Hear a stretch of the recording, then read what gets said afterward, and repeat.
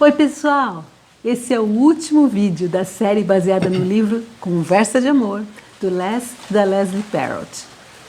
Agora que vocês já sabem qual é o seu fator de segurança pessoal e também quais são os seus estilos de conversa, e vocês já entenderam a importância da empatia, nós vamos aperfeiçoar a nossa habilidade de ouvir. Esse é mais um fator fundamental da conversa de amor.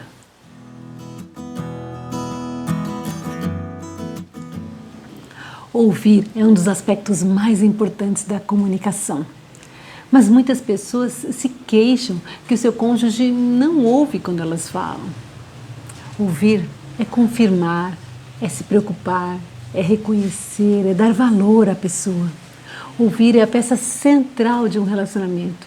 Mas atenção, ouvir não é só escutar, não. Escutar é passivo, enquanto ouvir é ativo. Ouvir não tem a ver com ouvir apenas palavras, e sim ouvir a mensagem por trás das palavras. É isso aí. Ouvir o que se passa no coração do outro exige ir além das palavras. Para isso você precisa ter empatia. Por isso é que semana passada nós falamos sobre a empatia. E aí, fez o exercício de se colocar no lugar do outro? Às vezes achamos que temos empatia, mas ficamos só na solidariedade. Solidariedade é jogar uma boia salva-vidas para quem está se afogando. Ter empatia é pular na água para salvar a pessoa. Percebe a diferença? Ouvir com empatia traz uma intimidade muito mais profunda entre o casal. Ouvir é como encontrar um tesouro escondido. Temos que cavar até encontrar o significado real por trás daquelas palavras. Vamos reproduzir aqui um diálogo para vocês verem como funciona essa questão. E aí, amor, como é que foi seu dia? Tudo bem. E aquela reunião que você ia ter hoje? Sem problemas. E quando você apresentou o projeto, como é que foi a reação das pessoas? Tudo bem. Sim, foi bom. Está com algum problema? Não, só preciso relaxar, tá? Pode ser? Tá bom. Daí o que acontece? Ela fica magoada, não diz nada e deixa ele sozinho. Afinal de contas, ela só queria ajudar. Agora veja só como essa conversa poderia ter sido se ela tivesse percebido antes o que ele queria dizer. E aí, amor, como é que foi seu dia? Tudo bem. E aquela reunião que você ia ter hoje? Sem problemas, tudo bem. Você está querendo dar uma relaxada primeiro, depois a gente conversa? Sim, meu amor, quero muito, por favor. Estou precisando disso. Tudo bem, não tem problema. Ou então, a conversa poderia ser assim, se ele tivesse entendido antes o que ela queria. E aí, amor, como é que foi seu dia hoje? Tudo bem, meu amor. Tudo bem. E aquela reunião lá que você ia ter hoje? Não, sem problemas. Mas sabe, estou tão cansado hoje. Estou precisando dar uma relaxada. Será que a gente pode conversar depois, um pouco mais tarde? Claro, meu amor. Descansa aí que você merece. Ouvir de verdade faz maravilhas pelo seu relacionamento. É verdade. No mundo dos negócios e no comércio já se sabe que ouvir faz toda a diferença. Quem ouve melhor o cliente vende mais. Mas no casamento, por outro lado, muitas pessoas nem percebem o quanto é importante ouvir. Existe um poder de cura na atitude de ouvir. Anos de mágoa e de sofrimento podem ser curados quando um marido ou uma esposa decide ouvir de verdade o seu cônjuge. Ouvir abre uma estrada direto para o coração. Fazer a leitura errada da mensagem do seu marido ou da sua esposa talvez seja o pior erro quando nós estamos ouvindo. Para você ter certeza de que você entendeu o que foi dito, a nossa sugestão para você é: quando você estiver ouvindo, diga, deixa eu ver se eu entendi. Então você vai dizer o que você entendeu do que o outro disse. Não faça julgamentos nesse momento. Apenas diga com as suas palavras o que você entendeu. Daí o seu cônjuge ou qualquer pessoa com quem você estiver falando, isso vale para qualquer pessoa, então essa pessoa pode dizer o quanto você está certo no que você disse. É, muito bom, né? Isso que de ouvir. Esse exercício cria um atalho para que você chegue até a mensagem que realmente está sendo dita. Pense em quanto tempo e em quanta energia você vai ganhar deixando de discutir. Mas você só vai conseguir fazer isso se realmente tiver empatia, se colocando no lugar do outro e tentando realmente entender o que o outro diz. Nós já falamos um pouco sobre isso no primeiro vídeo dessa série, vocês lembram? Mas repetimos aqui porque isso é muito importante. Sim. O maior presente que você pode dar a alguém é o seu tempo. O tempo é muito precioso, porque você não pode recuperar o tempo que você já usou. Passou, passou. Dê ao seu cônjuge tempo ouvindo o que ele tem a dizer, não apenas as palavras, mas também os sentimentos por trás das palavras. Sim. Uma das maiores dificuldades que nós temos ao nos comunicar é saber quando falar e quando não falar. Sim, há ocasiões em que é melhor não falar nada.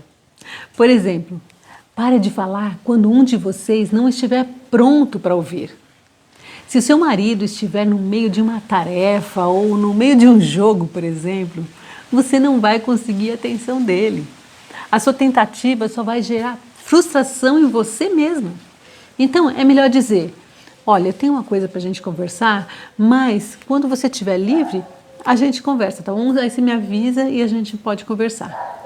Essa é a melhor técnica. Também pare de falar quando você já disse a mesma coisa muitas vezes. É muito chato. Se você já tentou convencer o seu cônjuge sobre um assunto específico e não conseguiu, vocês têm que concordar em discordar. A gente faz muito isso aqui, né, amor? Sim. Para muitos assuntos, vocês não têm que concordar necessariamente. Ficar tentando convencer o outro só vai trazer estresse desnecessário para a relação. Se a conversa não chegar a lugar nenhum, talvez você tenha que esperar um momento mais apropriado, então conversar de novo sobre esse assunto. Sim, muito importante. Espere o tempo certo. Tem situações em que é melhor não falar nada. Por exemplo, se o seu marido tira o casaco e deixa pendurado na cadeira da sala, e você já disse o quanto isso te incomoda, mas ele não muda de jeito nenhum de atitude. Aí você tem duas opções. Ou você guarda o casaco e não fala nada, ou então você deixa o casaco lá pendurado e também não fala nada. Porque você continuar reclamando não é uma boa opção. Isso vale para qualquer coisa que ele faça e que você já tenha falado. Porque conversas repetitivas e reclamações constantes só desgastam o relacionamento. Só. Em terceiro lugar, pare de falar quando precisar de tempo para pensar. Para pensar no assunto antes de responder apressadamente, assim faz com que você tenha tempo para considerar como realmente você se sente a respeito daquela coisa que vocês estão discutindo, sem a pressão de ter que dar uma resposta imediata. Você mesmo pode começar uma conversa assim, eu quero falar com você sobre uma ideia, mas eu não quero que você me responda agora. Só pensa no assunto e depois nós conversamos, tudo bem? Sim. Essa é uma boa forma de expor uma ideia nova, que você não sabe como vai ser aceita. Aí você faz uma sondagem, né? É uma boa ideia essa. Em quarto lugar, pare de falar quando um dos dois está sendo irracional. Às vezes, um dos dois está sob grande estresse, ou então ela pode estar de TPM. Ou ele teve um dia muito ruim no trabalho, as crianças estão gritando, não importa o motivo. Se um dos dois está tendo um ataque histérico, ou começa a gritar, então para tudo, dá um passo para trás, porque esse não é um bom momento para discutir nenhum assunto. Se é você que está tendo um péssimo dia e não tem condições de conversar, então diga com calma, esse não é um bom momento para a gente conversar. A gente vai falar sobre isso depois. Porque essa conversa assim nunca vai funcionar num ambiente irracional. Para tudo e espere por um momento melhor. Em quinto lugar, pare de falar quando esquecerem o problema sobre o qual vocês estavam falando. Já aconteceu isso com você? Vocês estão falando sobre determinado assunto e a conversa vai se desviando. E aí, desvia tanto que de repente vocês estão discutindo por algum outro motivo. Vocês nem lembram mais qual era a questão inicial. Já aconteceu. Pare tudo e diga, qual era mesmo o assunto que a gente estava falando? Deixe as coisas esfriarem para retomar a conversa. Esfrie a cabeça e esquente o coração antes de voltar para a conversa. Para aí você não correr o risco de ficar discutindo por bobagem. Sim, já fizemos isso, infelizmente. Quantas vezes? Em sexto lugar, pare de falar quando é hora de agir. Se você só fica falando, nós precisamos fazer isso, mas você não faz, então você só está fingindo que vai fazer. Então pare de falar, nós precisamos orar juntos. Não, diga, vamos orar agora? Então, porque o tempo que vocês estão perdendo falando sobre o que vocês deveriam fazer, vocês poderiam gastar fazendo aquilo que vocês querem fazer. Então parem de enrolar e comecem a agir. O silêncio pode ser um descanso para a mente, um momento de reflexão na hora certa, ele alimenta e revigora o espírito da conversa de amor. Mas assim como dormir demais é um sintoma de problemas, o silêncio demais, o silêncio em excesso, ele revela um problema no relacionamento. O objetivo aqui é ter momentos de silêncio para poder ter conversas mais produtivas, significativas e íntimas entre vocês dois. Mas existe uma conversa muito importante, sobre a qual a gente não falou ainda. É a conversa que você tem com você mesmo, quando o seu cônjuge não está te ouvindo. O que ele diria se pudesse ouvir essa sua conversa interna? Ele poderia descobrir que você o elogia na sua mente, mas não com a sua boca. Mas ele poderia descobrir também resmungos e comentários negativos sobre ele, que ele nem imagina. Ou até mesmo comentários negativos sobre você mesmo. Esse tipo de conversa interna estabelece padrões que não podem ser atingidos, porque o outro nunca vai saber o que está passando na sua mente. Muito dessa conversa interna é negativa e influencia de forma negativa as suas conversas verbais. O que você pensa influencia o que você fala. Com certeza. A sua mente define quem você é. Você pode fazer um transplante de qualquer órgão, certo? E continuar sendo você mesmo. Menos do cérebro. Se você trocar o cérebro, você vai ser uma outra pessoa. E é exatamente por isso que essa sua conversa interna com você mesmo é tão importante para você, para o seu cônjuge e para o seu relacionamento.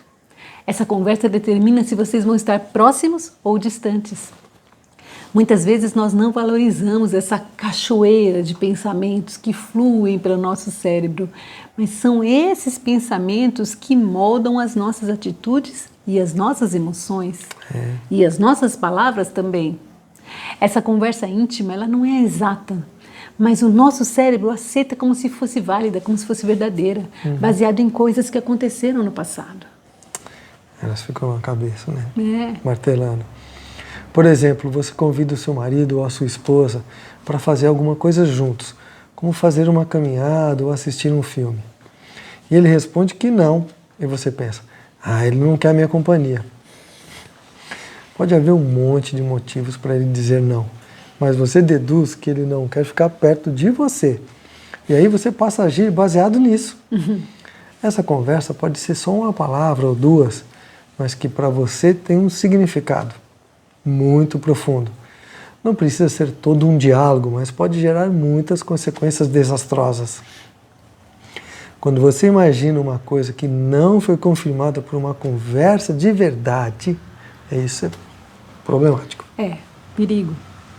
Se você pensar em uma conversa que teve com o seu cônjuge, lembra aí alguma conversa. É bem mais fácil você lembrar do que foi falado do que você pensou na sua conversa interior aí. Mas mesmo assim, o que você pensou determinou o que você falou. Como Jesus disse lá em Mateus 12:34, pois a boca fala do que o coração está cheio. Não é? Por isso que é tão importante estar consciente do que se passa na nossa mente, o que estamos pensando. Se você tiver respeito por você mesmo e pelo seu cônjuge, se você o valorizar, se você o honrar no seu coração, Então, as suas conversas internas e externas vão refletir essa honra e esse respeito que você tem. Com certeza. Se você colocasse em uma balança as suas conversas internas positivas e as negativas, qual lado seria mais pesado? Para valorizar e incentivar as suas conversas positivas sobre o seu cônjuge, a nossa sugestão é: faça uma lista de pelo menos 6 coisas que você admira no seu marido ou na sua esposa. Essa lista pode incluir coisas como ser atencioso, carinhoso, mimado, comprometido, dedicado, fiel, generoso, confiante, criativo, gentil, honesto, otimista, trabalhador e qualquer outra coisa que você admira no seu cônjuge. Pense e escreva características mentais, sociais, físicas e espirituais. Pense em exemplos de coisa que ele ou ela faz para cada uma dessas características. Por exemplo, se você escreveu que ele é atencioso, pense em que momentos ele é atencioso. O que ele faz especificamente que te mostra o quanto ele é atencioso. Isso aí. Aí sim. E depois de você escrever, sabe o que você vai fazer? Vai compartilhar essa lista com o seu cônjuge. Senta com ele, leia com calma e diga por que você admira cada uma dessas características nele. Você pode separar um tempo especial para isso, talvez marcar um jantar especial ou um passeio no parque para vocês lerem as suas listas um para o outro. Agora, se você está em uma situação em que o seu cônjuge não quer nem fazer essa lista, uma coisa dessa sobre você, então faça você a lista sobre ele e leia para ele, porque esse pode ser o caminho para a restauração do seu casamento.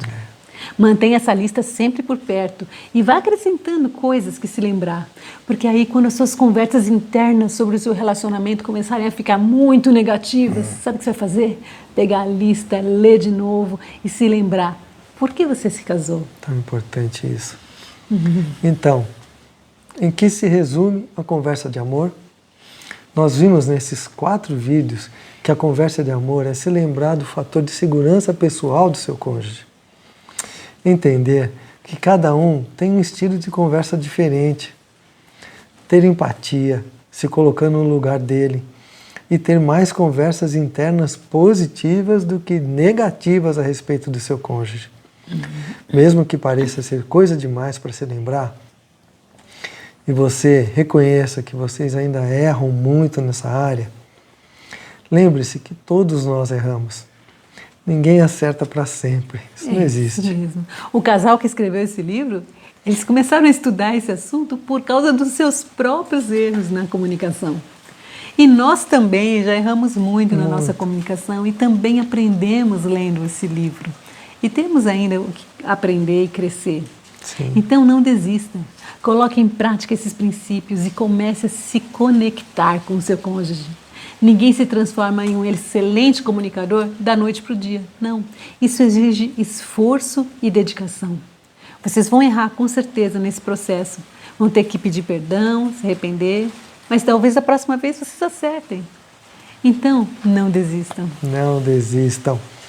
Se você gostou desse vídeo, dá um like pra gente, se inscreve no canal, ativa o sininho e compartilha com seus amigos. Outras pessoas podem precisar saber assim também como conseguir uma conversa de amor com seu cônjuge. Semana que vem temos novidades. Tchau! Até lá!